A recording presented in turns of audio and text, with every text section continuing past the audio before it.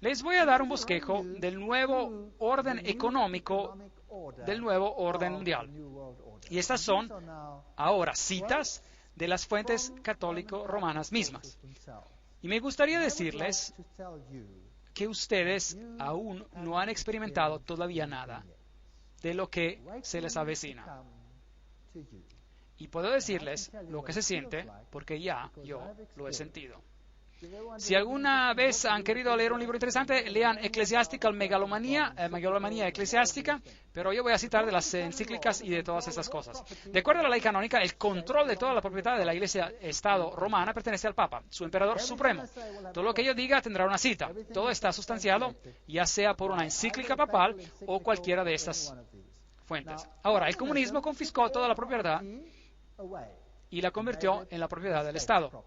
El capitalismo dice, la propiedad pertenece al individuo y nadie tiene el derecho de quitársela. Ahora, si eso es una tesis y antítesis, entonces lo que buscamos como síntesis es algo en el medio de estos opuestos. De manera que el Papa condenó al comunismo, pero también condena al capitalismo. El nuevo orden mundial será algo en el medio bajo el nombre de la justicia, bajo el nombre de la justicia. Así que démosle un vistazo a esos asuntos. El pensamiento económico de la Iglesia Católica Romana, propiedad privada. Tomás de Aquino no escribió ningún tratado en economía, pero su pensamiento, basado en lo de Aristóteles, es fundamental para entender el pensamiento económico de la Iglesia Estado Católico Romano. Cada vez habrá una cita. Ahora, ¿qué fue lo que dijo Tomás de Aquino? El pensamiento económico católico romano, como es desarrollado por los papas en sus encíclicas y por los concilios de la Iglesia Estado Romana, han sido un contribuyente a el feudalismo y gremio confradías socialistas en la Europa durante la Edad Media, fascismo en Italia, España y Portugal, nazismo en Alemania en el siglo XX, intervencionismo y el Estado distributivo en el Occidente, incluyendo los Estados Unidos, en el siglo XX, y la teología de la liberación en la América Latina y África en el siglo XX. ¿Qué significa todo esto? Tomás de Aquino dijo, la posesión de todas las cosas en común es la ley natural.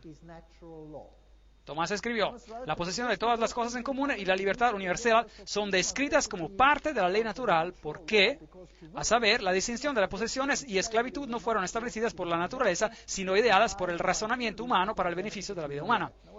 Ahora, ¿qué significa todo esto? Simplemente significa que la propiedad es para el bien común. Usted puede ser el dueño, pero es para el bien común. La comunidad de los bienes, escribió Tomás, está adscrita a la ley natural. No que la ley natural dicte que todas las cosas deben poseerse en común y que nada debería ser poseído por uno mismo. Así que uno puede poseer cosas, sí. Pero ¿por qué la división de las posesiones no va de acuerdo a la ley natural, sino que se levanta de acuerdo a seres humanos que pertenece a la ley positiva?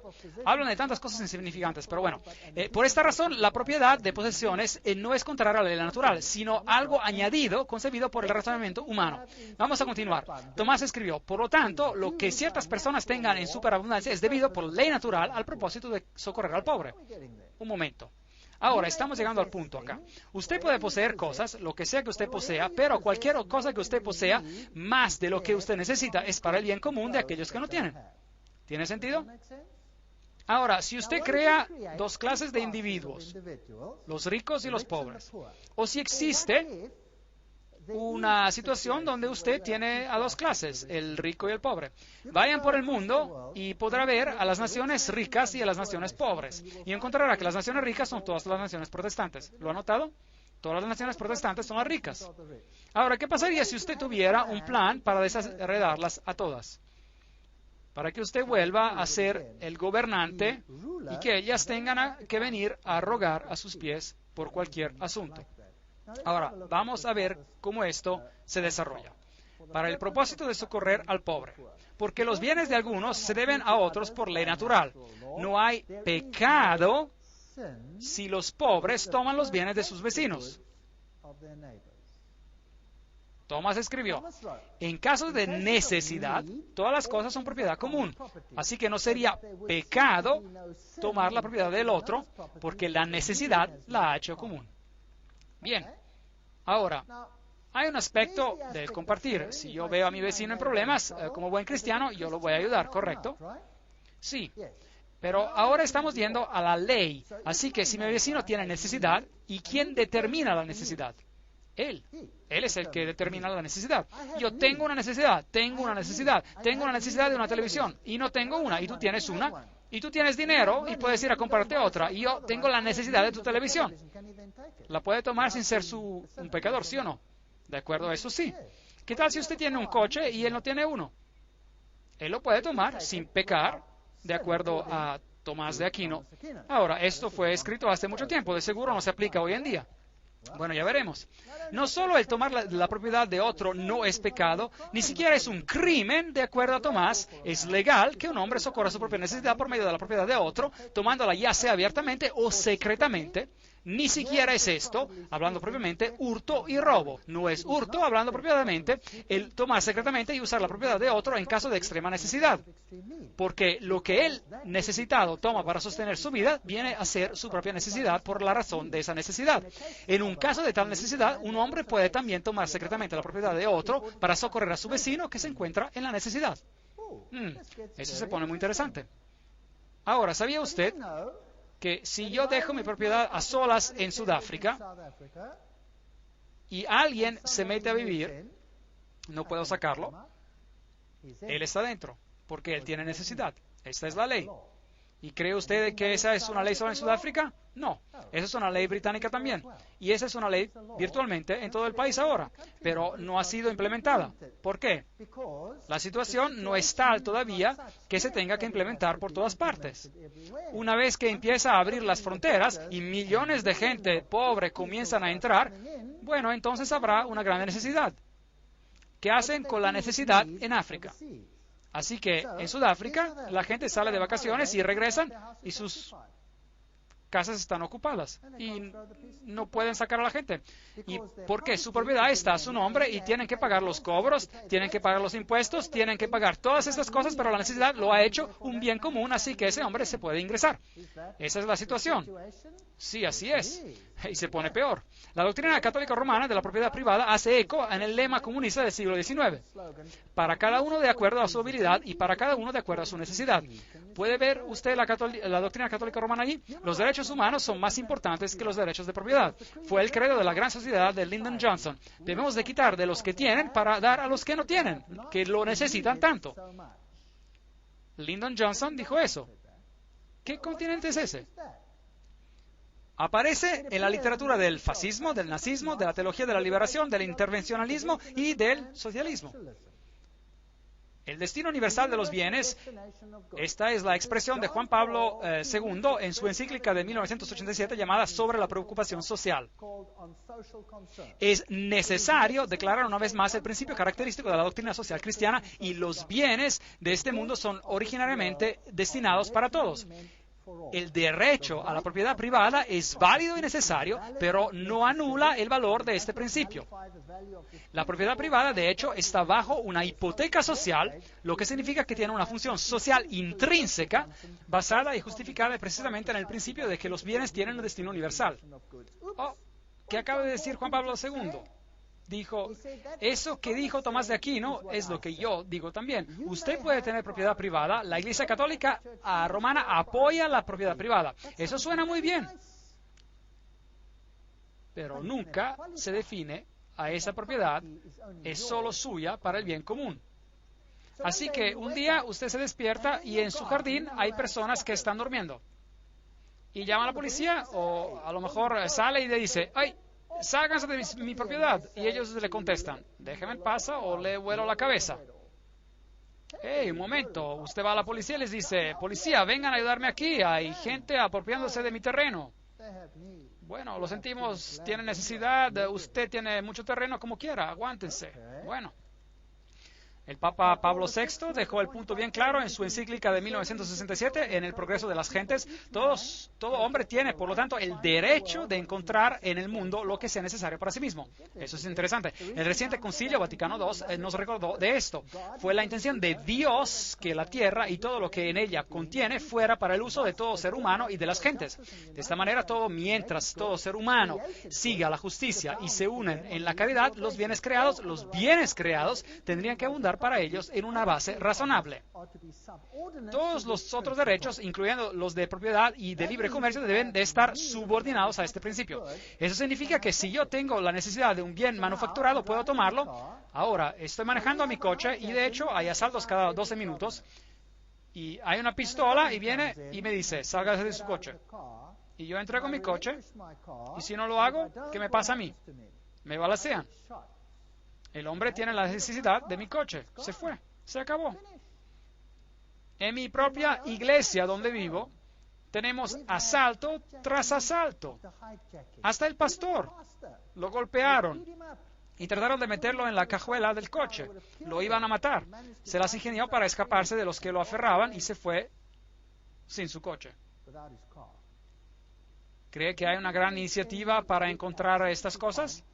No, ocasionalmente encuentran algo aquí o allá. ¿Cree usted que hay una gran iniciativa cuando los granjeros son asesinados y se meten en sus tierras? No, un poquito allí, un poquito allá, solo lo suficiente para mantener a la gente contenta, pero básicamente no se hace nada. Y las manos de la policía están atadas. Y la ley dice eso y no hay nada que pueda hacer usted. El otro día, 2 ciclistas iban viajando cuando los asaltaron. 5 hombres armados exigiendo sus bicicletas. Entonces ellos estaban armados porque ellos esperan esto se está convirtiendo en el salvaje oeste y se defendieron, lastimaron a uno y se escaparon. Y adivinen qué, los 2 ciclistas están en la cárcel. Sí, sirviendo sentencias por haber lastimado a alguien sin necesidad. Les podían haber dado las bicicletas y eso hubiera resuelto el problema. ¿Ven cómo se ha volteado la ley de cabeza? Grandium et Spes, la Constitución del Vaticano II que Juan Pablo II citó, lo explica detalladamente. Si uno está en extrema necesidad, tiene el derecho de procurar para sí mismo, sacando de la riqueza de otros lo que necesita. Ahora, ¿quién define la necesidad? Ya que hay tanta gente postrada con hambre en el mundo, este concilio sagrado urge a todos, tanto a los individuos como a los gobiernos, de recordar el refrán de nuestros padres. Alimenten al hombre que se muere de hambre, porque si no lo alimentan, lo han matado. Por lo tanto, porque la propiedad privada es inmoral, todo hombre, individuos y gobiernos tienen la obligación moral de redistribuir los bienes que han sido acumulados injustamente por los propietarios. ¿Ha escuchado sobre la distribución de bienes recientemente? ¿La ha escuchado muchas veces recientemente? Sí, va a haber una redistribución. Todos los bienes incluyen no solamente los bienes encontrados en la naturaleza, pero los bienes manufacturados también. Juan Pablo II declaró que todos los hombres deben de tener, y cita, eso es una cita, acceso a esos bienes que son previstos para el uso común, tanto los bienes de naturaleza y los bienes manufacturados. Yo no soy dueño de nada, solo en papel es que soy dueño de algo. El Estado gobierna soberanamente mi vida, y mi vida pronto podría ser una miseria. Así que si ustedes están muy apegados a sus casas aquí en Canadá, y si esta es la base para el nuevo orden mundial, si ustedes están muy apegados a sus coches y a sus televisiones y a todas esas cosas, váyanse aflojando. Porque muy pronto van a ser distribuidas. Y no habrá nada que el blanco o negro o rosa protestante pueda hacer al respecto. Y si alguien más sufre en el proceso, entonces es justo. El fin justifica los medios. La redistribución será como debe ser. Rerum novarum. ¿Quién ha escuchado sobre Rerum novarum? Esta es la encíclica papal que fue emitida y que se cita hasta la fecha del Papa Juan y hasta esta fecha, todos ellos hacen referencia a ella, incluyendo al Papa Juan Pablo II. Y él dice, esta es la encíclica que forma las bases para el nuevo orden mundial. Bueno, yo creo que es importante estudiarla. Una de las más influyentes declaraciones de la Iglesia-Estado romana en los asuntos económicos es la encíclica Rerum novarum, en la condición de las clases trabajadoras. En esta encíclica, la Iglesia-Estado romana se alió con el proletariado, el cual en el marxismo es el gran y mayor enemigo de la orden capitalista. Pío XI escribió en 1931 y declaró que Rerum novarum, sin embargo, sobresalía en esto, en que establecía para toda la humanidad reglas infalibles para la solución correcta de los problemas difíciles de la solidaridad humana, llamada la pregunta social. Ahora, veamos. La más notable prueba de esta enseñanza social y acción, en la cual la Iglesia ha presentado por los siglos, es sin lugar a dudas, la muy distinguida encíclica Rerum Novarum, emitida hace 70 años. Las normas y recomendaciones que contiene fueron tan trascendentales, cruciales, que nunca se hundirán en el olvido. El Papa, Juan XXIII, este es el papado hablando. El Papa Pío nos dijo que la encíclica Rerum Novarum fue instrumental en acabar con la manera independiente del capitalismo en el siglo XX, introduciendo una era de intervención efectiva del gobierno. ¿Ha entendido esto? Veamos cómo termina. Rerum Novarum fue la voz de la autoridad moral que se necesitaba para asegurar el desarrollo de una interferencia efectiva por parte de todos los gobiernos en el siglo XX. ¿Cuántos gobiernos? Todos. Pío XI escribió: no es de sorprender, por lo tanto, que bajo las enseñanzas y la guía de la Iglesia, muchos sacerdotes doctos y laicos se han resuelto y dedicado al problema de elaborar la ciencia social y económica de acuerdo a las condiciones de nuestra era. Bajo la guía y la luz de la encíclica de Leo, Rerum Novarum, fue que evolucionó una verdadera ciencia social cristiana, la cual continúa siendo fomentada y enriquecida diariamente por incansables trabajos. Ahora noten cuidadosamente, de todas estas gentes, trabajos, ahora noten cuidadosamente, por parte de esos hombres escogidos, quienes hemos nombrado los auxiliares de la Iglesia. Así que todos están trabajando en las sociedades secretas, el Opus Dei, los Caballeros de Malta, los Caballeros de Colón, y todas esas gentes trabajando, esos hombres escogidos para llevar esto a cabo. Y estas no fueron las únicas bendiciones que surgieron de la encíclica. La doctrina de Rerum Novarum comenzó a poco a penetrar en aquellos que, estando afuera de la unidad católica, no reconocen la autoridad de la Iglesia. Y esos principios católicos de sociología gradualmente se convirtieron en ser parte de la herencia intelectual de toda la raza humana. ¿Hacia dónde vamos? Me gustaría saber. De esa manera también nos regocijamos de que las verdades católicas proclamadas tan vigorosamente por nuestro ilustre predecesor, es decir, Leo XIII, son avanzadas y apoyadas no solamente en libros y diarios no católicos, sino que frecuentemente en asambleas legislativas y en cortes de justicia. Aquellos hombres escogidos, quienes hemos nombrado auxiliares de la Iglesia, quienes han sido tan instrumentales. Este es un escrito de John Robbins. ¿Quiénes son ellos? Bajo el fascismo, los propietarios pueden detener sus títulos de propiedad y escrituras, pero el uso de sus propiedades es, como lo escribió Leo XIII, común. El fascismo es una forma de socialismo que retiene las formas y atavios del capitalismo, pero no su sustancia. Esto es básicamente a lo que se reduce. Cuando hablamos de la reforma de instituciones, el Estado viene rápidamente a la mente, no como si se esperara el bienestar universal por su actividad. Así que, ahora, ¿cuál va a ser el papel del Estado en todo esto? El experimento con la libertad económica, escribió Pío XI, debe terminar. Y la vida económica debe otra vez ser sujeta a la planeación y al gobierno. ¿Quién quiere controlar su vida económica? El gobierno.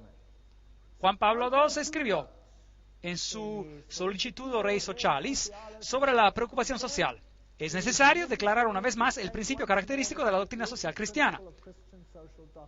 Los bienes del mundo fueron hechos para todos. La propiedad privada está bajo una hipoteca social. Estas son las cosas que van a ser controladas.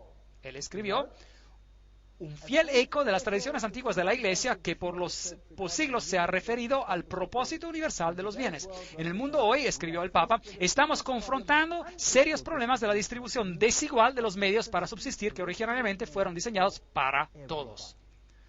Luego vino la teología de la liberación y Pío escribió la encíclica sobre el comunismo ateo y una era como la nuestra cuando una miseria inusual ha resultado. ¿Quién creó la miseria? Ellos la crearon para que ellos puedan crear la solución que ellos quieren.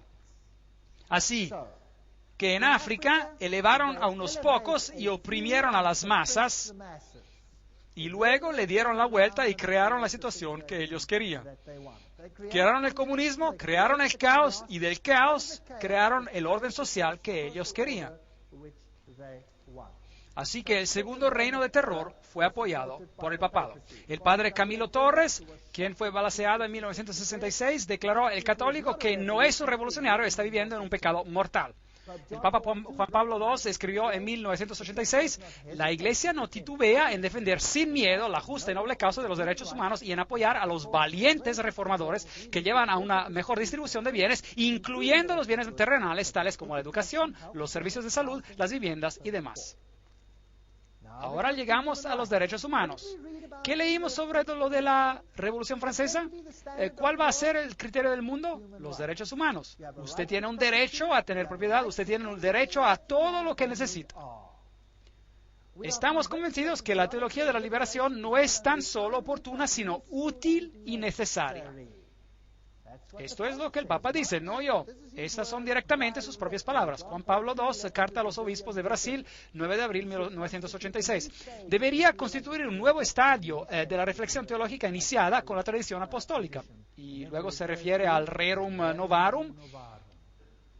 Franklin Roosevelt, cuando fue elegido, él hizo al profesor Ryan parte de su gabinete. Y ahora, ¿quién fue él? Ryan escribió en 1931. Los trabajadores tienen una reivindicación hacia la industria por todos los medios de vida, desde el tiempo que comienzan a trabajar hasta que mueren. Cuando la industria no lo hace directamente, entonces es el deber del gobierno de imponerlo a la industria. ¿Ve cómo comienza? Bien. Ahora, vamos a ver algunos de los derechos humanos.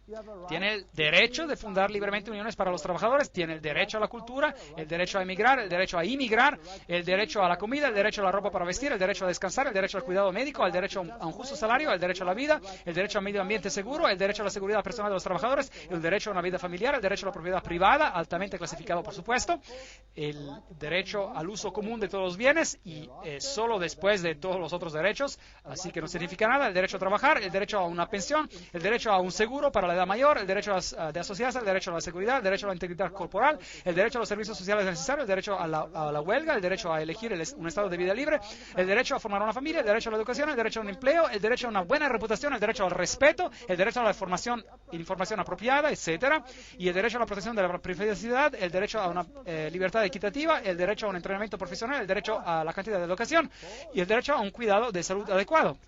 Es laborioso. ¿Cómo controla eso? ¿Cómo lo controla? Si va a controlar cada aspecto de eso, entonces usted debe de controlar todo aspecto de la vida de una persona.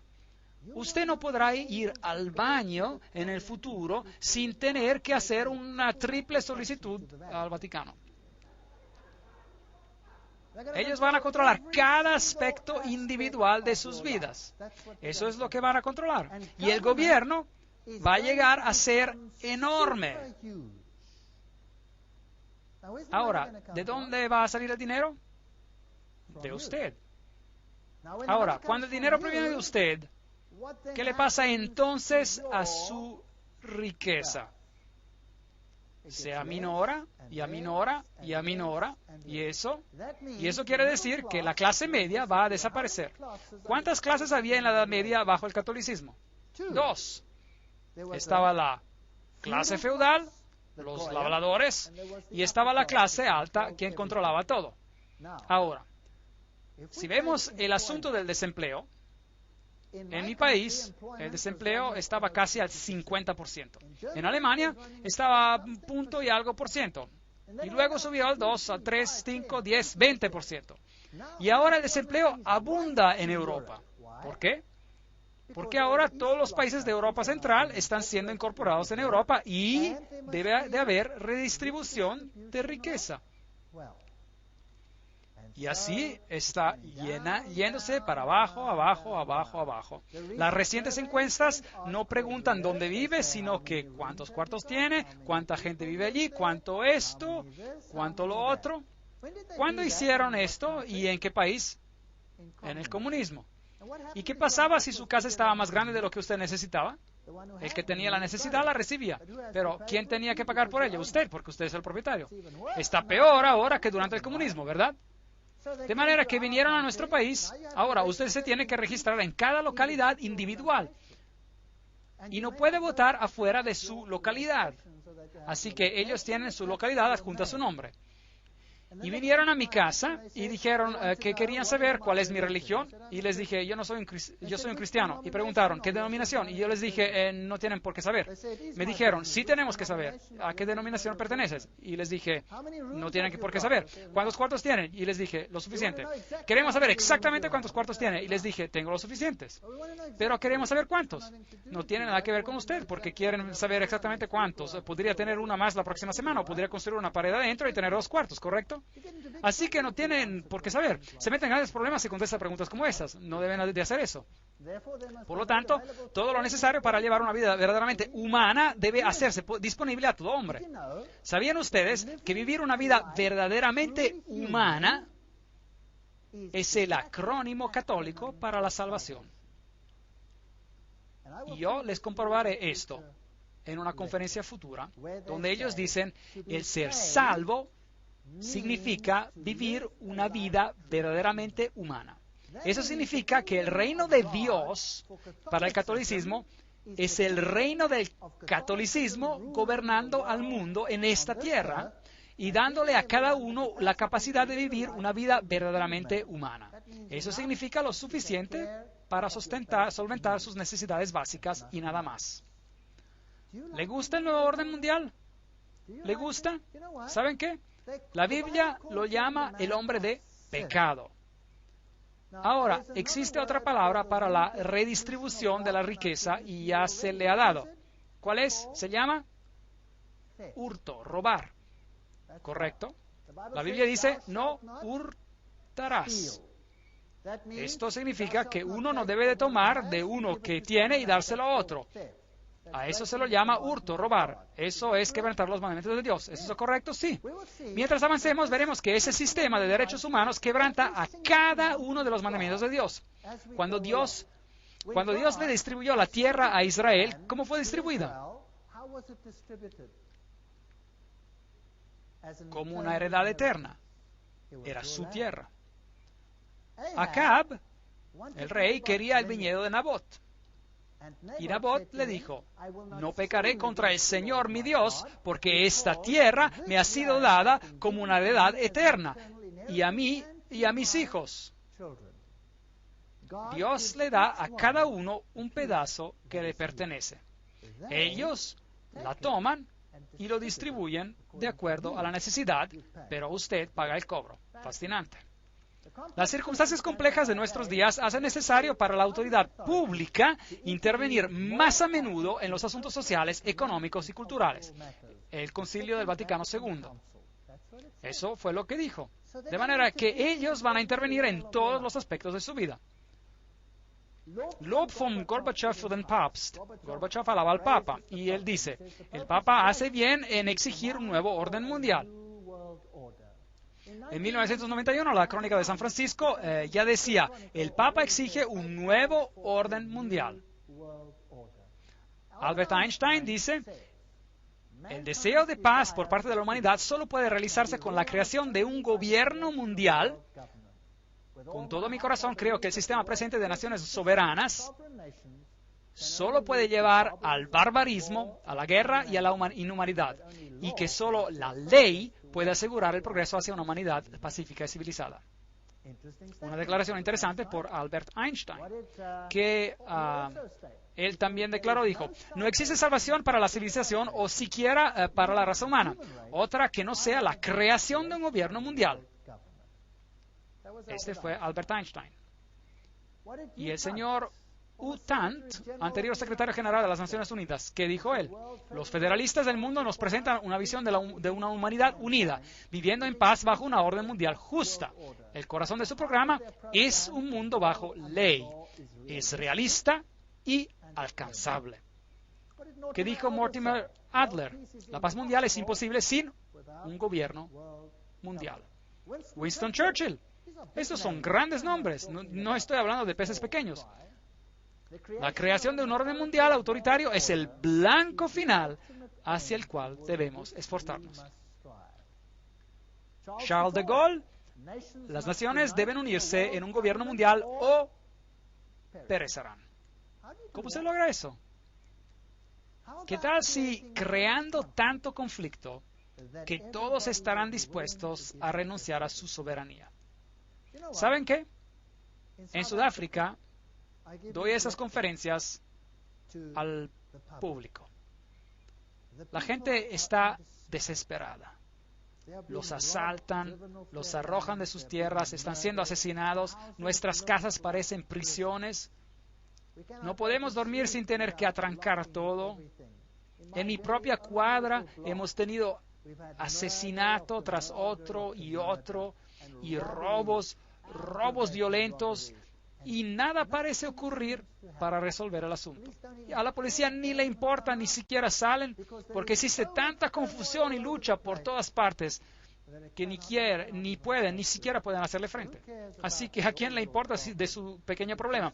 De que a lo mejor usted acaba de perder todo. Llévelo al seguro y a ver si lo puede recuperar, sin tener en cuenta el dolor.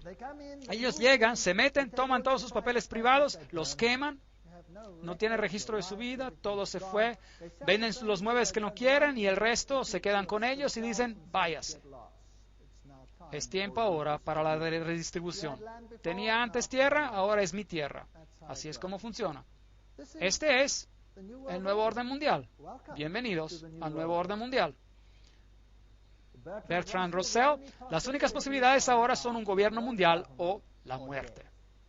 El manifiesto humanista número 2 nos exhorta a movernos hacia la construcción de una comunidad mundial. Robert Mueller, el anterior asistente al secretario general de las Naciones Unidas, dijo, debemos avanzar tan rápidamente como sea posible hacia un gobierno mundial, una religión mundial, bajo un líder mundial. Me pregunto, ¿quién va a ser ese? Esos son grandes nombres que estoy poniendo en la pantalla.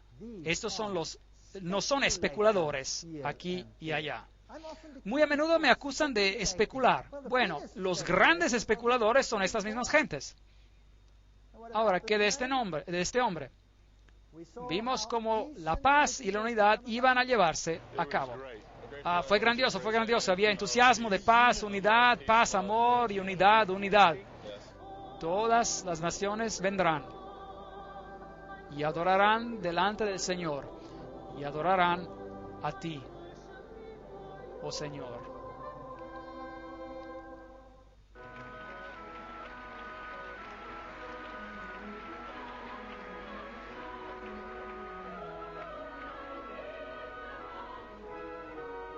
Y todo el mundo se está reuniendo, dice el coro.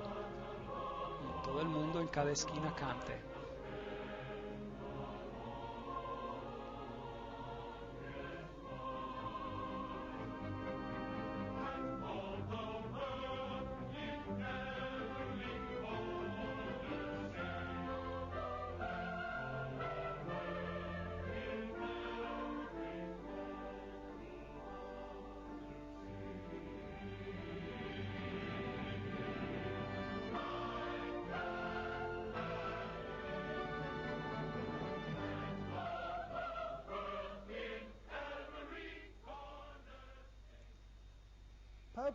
El Papa llama a un nuevo orden mundial, CNN, jueves 1 de enero de 2004.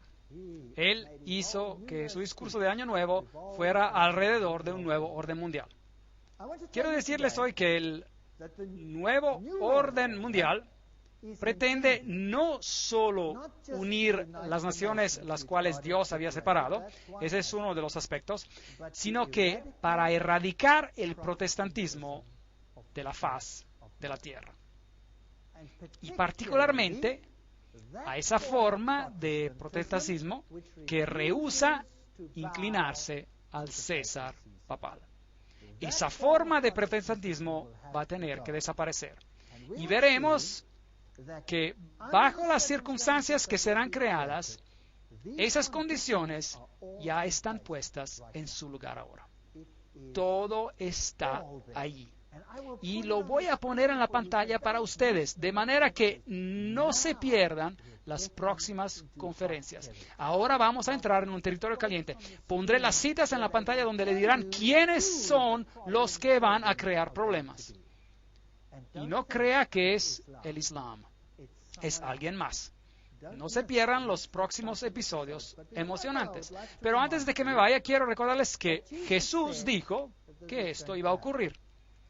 Y si yo sé, y si yo entiendo con toda mi mente y con todo mi corazón que Satanás, porque el dragón le dio su poder y gran autoridad, que está estableciendo su reino aquí en esta tierra, entonces en lugar de desilusionarme y asustarme y volverme histérico, yo sé que el tiempo debe de ser ya muy corto. ¿No es así? Y sé que el Señor debe de venir muy pronto. De manera que, en cuanto me concierne, me he distanciado de toda mi propiedad. Sí, si yo literalmente tengo que llegar a mi casa la semana próxima y encuentro a mi esposa en otro lugar, en otro cuartito pequeño, y mi casa está ocupada por quien sea, entonces voy a decir, ni modo, de todas maneras va a explotar, ¿qué importa? Va a ser destruida con el resplandor de su venida cuando el Señor venga. ¿Por qué no lo toman ahora? Diviértanse mientras puedan. Y yo me voy a otra parte. No me importa tener que construir una casa en un árbol por un tiempo. Eso estará bien. Si se llevan mis coches, bueno, eso está bien también. Vamos a comprar otro y si no lo podemos comprar, bueno, pues caminaremos. ¿Qué interesa? De verdad ya no me interesa. Pero las personas que están perdiendo sus cosas se desesperan. ¿Y qué hacen? Se suicidan. Por los miles. Las personas están cometiendo suicidios. Si entienden este mensaje y entienden hacia dónde vamos, ¿cometerían suicidio? No, recuperan ánimo. Y dicen, increíble, de manera que formamos parte de los eventos finales emocionantes. Y eso es exactamente lo que está pasando. La gente recibe ánimo y están entregando sus vidas al Señor Jesucristo. Y están diciendo, Señor, sálvame, no solo de mis pecados, sino que sálvame de este mundo. Estoy anhelando a tu reino. ¿Sabe lo que la política del gobierno es en el reino de Dios? Ya se los dije. Todos en el reino de Dios obtiene una vivienda en la ciudad construida ¿por quién? Por Dios. Y tiene su nombre grabado. ¿Sabían esto? Tienen una vivienda en la ciudad. ¿Qué pasa en el nuevo mundo? Dios dice, no tendrán que construir casas y otros las habitarán. De manera que, ¿qué es lo que usted va a estar haciendo? Construirán casas, dice la Biblia, y plantarán viñedos. Y no más plantarán viñedos para que otros se los coman. Se coman de ellos. ¿Qué significa eso? Eso significa que tendrá una vivienda en el campo donde tendrá una granja, la cual Dios bendecirá. ¿Y a quién le pertenece? A usted. ¿Por cuánto tiempo? Para siempre. Para siempre y para siempre y para siempre. Esta es la política de Dios. De manera que, ¿a quién le interesa lo que están haciendo? ¿A quién le interesa? Y ojo no lo ha visto ni oído y ha escuchado las maravillas que Dios ha preparado para aquellos que lo aman. Eso no solamente incluye la gloria de ver a nuestro Rey en el cielo, incluye todo lo que implica en hacer la vida placentera. Y vale la pena esperar el nuevo reino. En verdad, yo espero al nuevo reino de Dios. Será un gran lugar. Y desgraciadamente, veremos que en este mundo va a ir de mal en peor. Y no les quiero mentir y decirles que se va a mejorar. Les voy a decir que se va a empeorar mucho más. Lo que pasó en la Revolución Francesa es el precursor de lo que pasará en el mundo entero. Habrá anarquía como la que no se imagina. Pero si usted está bajo la protección del Altísimo, nada le pasará a usted. Entonces, ¿por qué no aceptarlo? ¿Por qué no decir, Señor Jesús, quiero que seas mi Salvador personal? ¿Por qué no decir, Señor, limpia mi vida, caminemos juntos, porque tu gobierno es el único que vale la pena tener? E imaginen ver en su rostro y decir, increíble, este es mi Dios, lo he esperado, Él me salvará.